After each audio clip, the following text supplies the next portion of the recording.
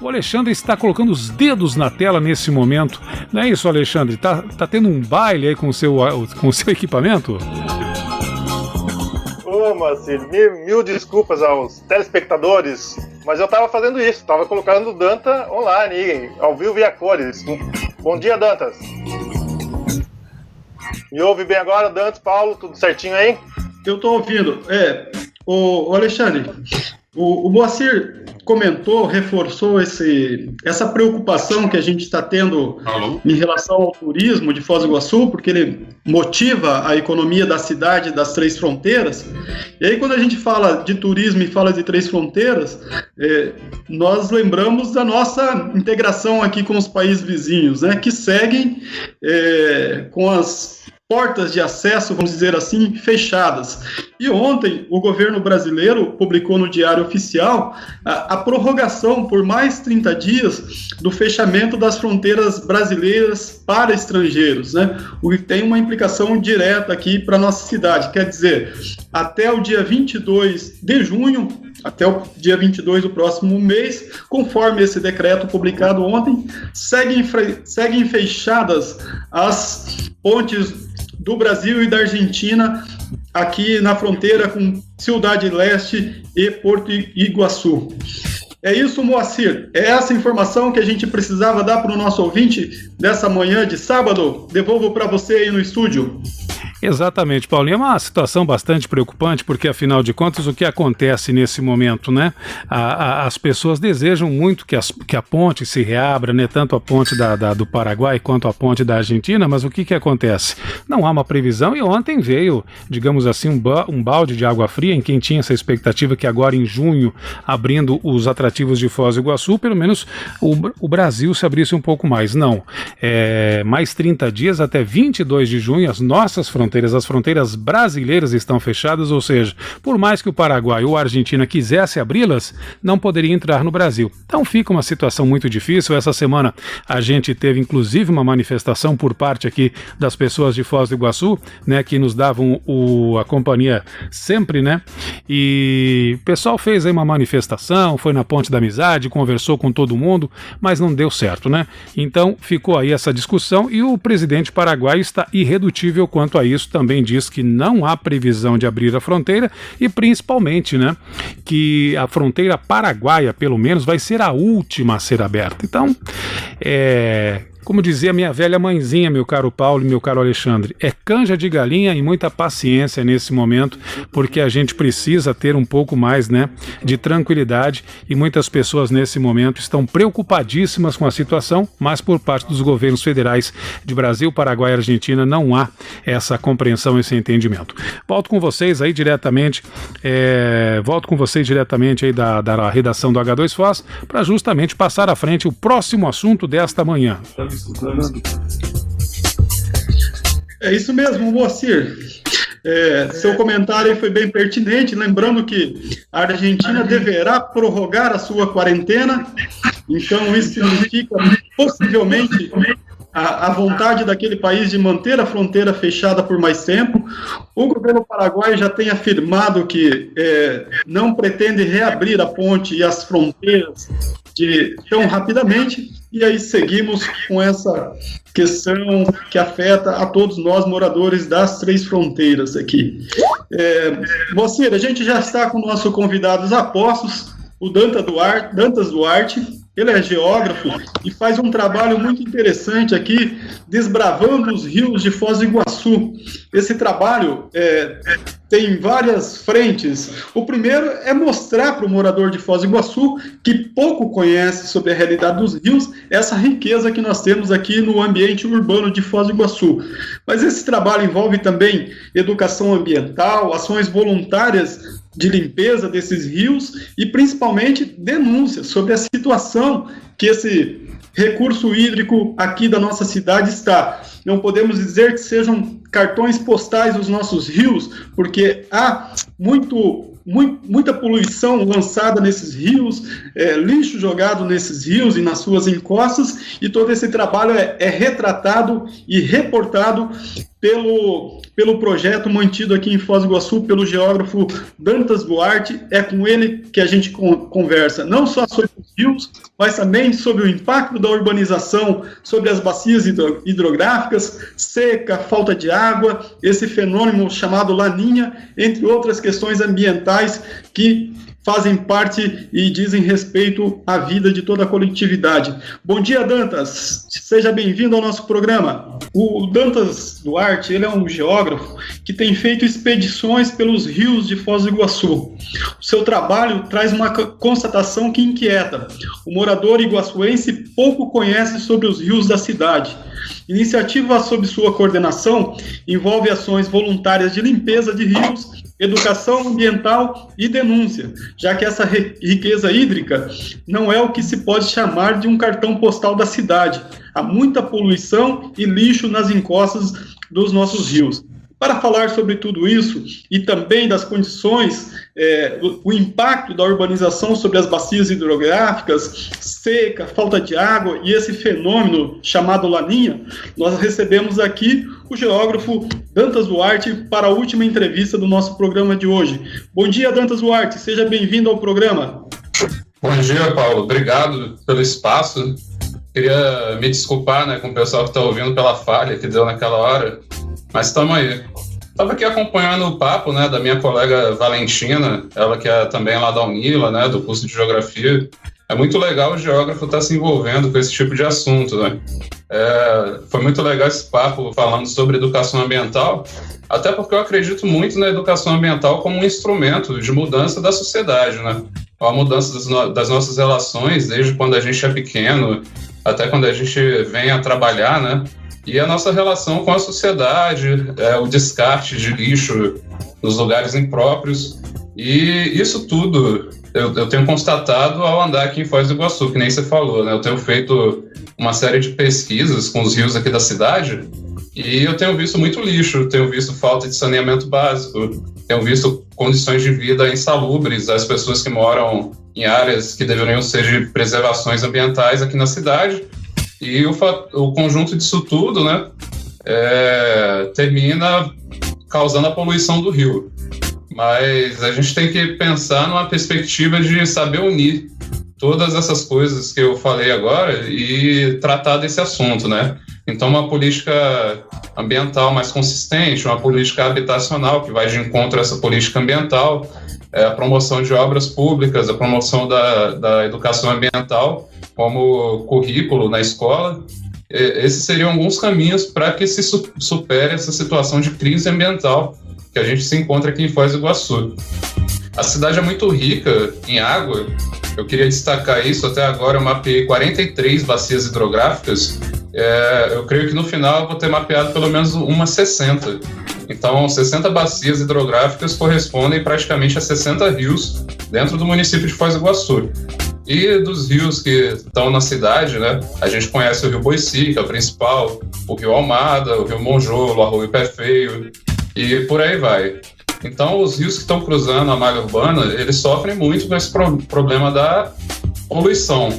Só que existe uma conjuntura histórica, que nos traz esse momento que a gente está aqui em Foz do Iguaçu de crise ambiental. Eu queria relembrar que o José Maria de Brito, quem lembra lá da Avenida José Maria de Brito, ali do Polo Centro, ele foi uma pessoa que relatou a chegada da colônia militar aqui em Foz do Iguaçu. Então ele relata um período de seca muito forte e eles tiveram que procurar um outro local aqui no nosso município para instalar a comissão que viria a instalar a colônia militar de Foz, Ele relata que seria o Arroio Monjolo, ali na parte baixa da Avenida Brasil, e que hoje pouca gente sabe que é ali que teve origem a história da nossa cidade, como a gente conhece hoje, Infelizmente o Monjolo, quem conhece ali o Parque do Monjolo, ali perto do Biga, da Mesquita, aquele lago ali é o conjunto de nascentes desse rio. Dali ele atravessa a área verde do batalhão e ele segue canalizado por todo o centro da cidade até cair ali na terceira pista da JK, onde ele volta de novo à tona, e deságua por uma das cachoeiras mais bonitas que a gente tem aqui no nosso município. E, infelizmente, esse rio está poluído. Você citou o Rio Monjolo. Recentemente vocês fizeram uma excursão por ele. Relata pra gente o que vocês encontraram, o que vocês identificaram de problemas em relação a esse rio que, como você estava contando, corta a nossa cidade, aí é um dos mais importantes do município. Esse rio é muito interessante. Se a gente for analisar a história da construção da cidade, até 1974, por aí, o que a gente chama de cidade do Foz do Iguaçu se resumia só essa parte que a gente conhece do centro hoje. Então, da década de 70 até hoje, 2020, teve uma expansão urbana muito grande, né? O processo de expansão urbana, ele impacta nas bacias hidrográficas. Então, se você impermeabiliza o solo, né? Por exemplo, com asfalto, com outros materiais, não vai acontecer a percolação da água do solo e ela não vai mais infiltrar, e então isso já altera a dinâmica do ambiente. Isso pode ser observado ali no Parque Monjolo, né, onde tem várias casas em volta das nascentes. E junto com isso, aliado à falta de saneamento básico, para onde que vai o esgoto, né, das casas? Diretamente para o rio. Só que o mais interessante no Rio Monjolo é que os maiores focos de esgoto, eles não estão na favela ou em outro lugar mais afastado, eles estão no centro da cidade. Os prédios tradicionais que a gente conhece ali na região da Avenida Brasil e nas ruas perto ali, muito provavelmente estão despejando esgoto na canalização do rio. Tanto que lá na Cachoeira do Monjolo, a gente contasta que a água ela já vem muito suja e já vem com lixo também. E essa cachoeira está no centro da cidade, né? Ali poderia ser um parque, poderia ser mais um lugar para a gente poder desfrutar. E, infelizmente, ele está esquecido e poluído. Então, essa expedição que você comentou, Paulo, ela faz parte de uma pesquisa de mapeamento. Eu tenho trabalhado com esses mapas. Não sei se dá para enxergar aí. Sim. São mapas visando a educação ambiental, porque eu costumo reunir grupos de pessoas justamente para as pessoas conhecerem a situação da poluição dos nossos rios aqui na cidade. E nessas reuniões a gente tira lixo do rio. Então eu já promovi 2 encontros desse. Um foi lá na Vila A, na cabeceira do Rio Jupira, ali na trilha do Vietnã, e o outro foi no Rio Mimbi, que é um braço do Rio Boici, ali no Jardim Naipi. E todos os rios eles têm em comum que a urbanização impacta, né, na qualidade da água, na paisagem, a supressão da mata ciliar. E a preservação da mata ciliar, por exemplo, é um dos fatores que traz de volta a qualidade do rio. E esse é um trabalho que tem que ser feito em larga escala aqui em Foz do Iguaçu. O Dantas, eu vou fazer 2 perguntas em uma para você. O poder público está cumprindo a sua obrigação de proteger os rios de Foz do Iguaçu? E, juntamente com essa indagação, o registro que vocês fazem dos problemas encontrados nos rios durante essas expedições, vocês relatam isso ao poder público? Se relatam, já tiveram alguma devolutiva por parte do poder público informando ações adotadas, ações governamentais nesse caso? Tem que se ressaltar que a Prefeitura lançou nos últimos anos alguns programas, né, que são muito interessantes para a preservação. Igual a gente estava assistindo no bloco anterior ali com a Valentina, tem esse programa de educação ambiental, que eu considero como um pilar, um dos principais pilares desse processo de mudança dessa crise ambiental. Tem o Plano Municipal de Resíduos Sólidos, tem agora o Plano Municipal de Recursos Hídricos, né? Então, o poder público, com um conjunto de legislações e ações, ele pode mudar esse cenário que a gente conhece. Só que isso depende também de muitos anos de trabalho e que esse trabalho dure mais do que uma gestão, né? Ou seja, que dure mais do que 4 anos e que ele possa acontecer ao longo do tempo, independente da gestão que entra. E a outra pergunta, qual foi mesmo, Paulo? Sobre os registros desses problemas encontrados, vocês retratam ao poder público para que eles sejam solucionados? Sim, eu tenho trabalhado com uma série de denúncias, eu tenho tirado muitas fotos e feito mapeamento, então eu já fui algumas vezes, tanto no protocolo municipal, requerer informações para que eu consiga proceder com outras ações nesse sentido, e na Câmara Municipal também, onde eu levei o resultado da minha pesquisa e expus toda essa situação lá para os vereadores que estavam me assistindo, né? Legal. O Dantas, ampliando um pouco o leque da nossa conversa, você pode falar para a gente um pouco sobre esse fenômeno La Niña e como ele impacta né, a nossa vida, a vida de todo mundo, o que é esse fenômeno relacionado aos impactos dele com a ação humana, né, sobre o meio ambiente? A gente tem visto que o esgotamento dos recursos naturais, até pelo nosso próprio de vida mesmo como civilização, né, eu falo isso a nível mundial, tem impactado muito na dinâmica do clima mundial como um todo, né? A gente aqui no sul é muito acostumado com a chegada da frente fria, que vem empurrada pela massa de ar polar, né? Então a gente tem uma regularidade de chuva que é relativamente grande em relação a outras regiões do Brasil. Só que a gente tem percebido que desde o ano passado tem chovido muito pouco, né? Então, pelo que eu pesquisei em relação ao Laninha, a gente está passando por um período de neutralidade climática, que é onde não atua nem o El Niño, nem a Laninha, né? No caso, Laninha é o resfriamento da superfície do Oceano Pacífico. E isso dentro de uma dinâmica climática aqui na América do Sul, significa que na região oeste da porção sul do Brasil vai chover muito menos. E o clima ele já vem sido afetado, né? Tanto que sem a atuação do Laninha, a gente já está vendo as cataratas secas, o Rio Paraná e o Rio Iguaçu secaram mais do que as últimas secas, né? E a gente tem observado isso. Isso nos acende uma luz amarela muito forte, que é em relação mesmo à preservação dos nossos rios aqui na cidade de Foz do Iguaçu. Se por um acaso a gente passar por uma crise hídrica forte, que nem já está se desenhando, né? O estado do Paraná baixou um decreto autorizando para que as empresas concessionárias de água possam fazer o racionamento. E se isso se prolongar ao tempo, né? A gente tem que lembrar que aqui em Foz do Iguaçu, nossa água consumida, 60% vem do Lago de Itaipu e os 40% do Rio Tamanduá. Caso a vazão do Rio Tamanduá baixe, ou até do Lago de Itaipu, que já não é uma água muito boa, né? A gente tem que lembrar que o Rio Paraná faz parte da Bacia do Prata, que é uma das bacias mais poluídas do mundo. E não é exagero dizer que algumas das maiores metrópoles do mundo estão nessa bacia também, como São Paulo, Assunção, Buenos Aires e todas as cidades grandes do interior que a gente conhece, tanto aqui no Brasil quanto nesses países em volta. E falando da poluição dos rios, né, poderia ter um aproveitamento da água dos rios da nossa cidade. Lembrando que na nascente do Boici, por exemplo, uma das nascentes lá no Portal da Foz, tem peixe. Ali na Vila Portes, também naquele arroio que é um braço do Rio Jupira, tem peixe. Então, se a vida está lá, né, ela merece ser preservada e a natureza ainda nos dá essa oportunidade para que a gente possa trabalhar para reverter esse cenário de crise. Ô Dantas, para a gente se encaminhar para o final da nossa conversa, queria que você dissesse, na sua opinião, Foz do Iguaçu faz jus a isso que se acostumou chamar de que a cidade está de costas para seus rios? Isso é correto afirmar? E qual é a importância dos rios para a cidade, para a integração das pessoas, para o processo de urbano mesmo, da vida urbana, a gente ter uma relação diferente do que a gente tem hoje com os nossos rios da cidade. Como é que você encara tudo isso? A cidade, infelizmente, não faz jus ao nome que tanto se fala, o termo, né, Cidade das Águas.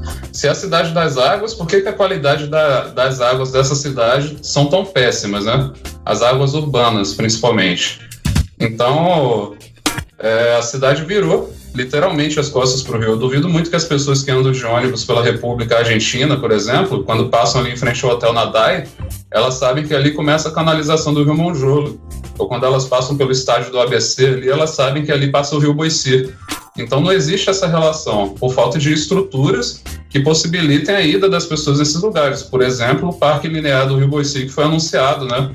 E até agora não houve nenhuma mudança nesse sentido. Então, a poluição dos rios e a supressão das matas ciliares e o ato de jogar lixo por aí na natureza, né, ocasiona coisas como a dengue, que a gente convive aqui, já é uma velha conhecida nossa, né? Eu trouxe até um número para falar, né? São 7 óbitos aqui na cidade de Foz do Iguaçu, 23.200 notificações e 10.403 casos confirmados, segundo o último boletim epidemiológico, né? Então, se a gente sabe como fazer, por que não é feito? Não é verdade? Então, precisa da conjuntura dessas coisas que eu falei, a educação ambiental, é o poder público atuante, é a limpeza e recuperação dessas áreas, painéis interpretativos para a educação ambiental, e uma outra série de fatores. Dantas, a gente agradece sua participação Nosso tempo foi um pouco encurtado por causa dos ajustes, aí a gente pede a sua compreensão. Te parabeniza pelo seu trabalho e deixa você aí a sua palavra final. Eu gostaria de agradecer pelo espaço. É muito importante a gente estar debatendo o meio ambiente, né? E muito importante a gente falar um pouco mais sobre os rios da nossa cidade, né? São muitos rios que cruzam diversos bairros de Foz do Iguaçu. E muita gente que eu tenho falado, que mora perto desses rios, eles sentem a falta de ter uma relação maior, de um maior cuidado com esses rios, né? Então tem que trabalhar mesmo o saneamento básico, a moradia, a educação ambiental e tudo que vai nos fazer alcançar um outro cenário diferente dessa crise ambiental que a gente vê hoje. Legal. Obrigado, Dantas. É isso, Obrigado. Como bem nosso entrevistado lembrou no início, já no começo da nossa formação enquanto cidade, tal qual a gente conhece hoje, né, nós já havíamos os registros dos nossos rios aqui da região e também dos problemas de falta de água. Então, essa conexão aí, ela é histórica, ela é permanente. Nós nos formamos enquanto cidade a partir desses rios, né? Havia num determinado momento da nossa história, uma navegação intensa, as pessoas chegavam por aqui pelos rios, as pessoas adquiriam produtos através dos nossos rios, então nem sempre estivemos de costas viradas para os rios. Está na hora da gente voltar a visualizá-los de frente. Moacir, devolvo com você aí no estúdio. Exatamente, Paulinho. Vamos repensar a nossa Foz do Iguaçu, aproveitar esse momento que estamos vivendo aí de tranquilidade, né? Muita gente fala, fique em casa, mas não é só ficar em casa preocupado com a pandemia. Ficar em casa, quem pode, claro, quem está de quarentena, ou mesmo você que já está trabalhando, mas preocupado com o futuro, mas preocupar-se com o que a gente pode mudar de Foz do Iguaçu. Como disse o Dantas, a seca já está aí, já estamos sentindo na pele a questão da falta d'água. Outra questão, dengue. Então tudo isso passa por um pensamento novo do que pode ser feito com a Foz do Iguaçu do futuro. Marco Zero, onde tudo começa.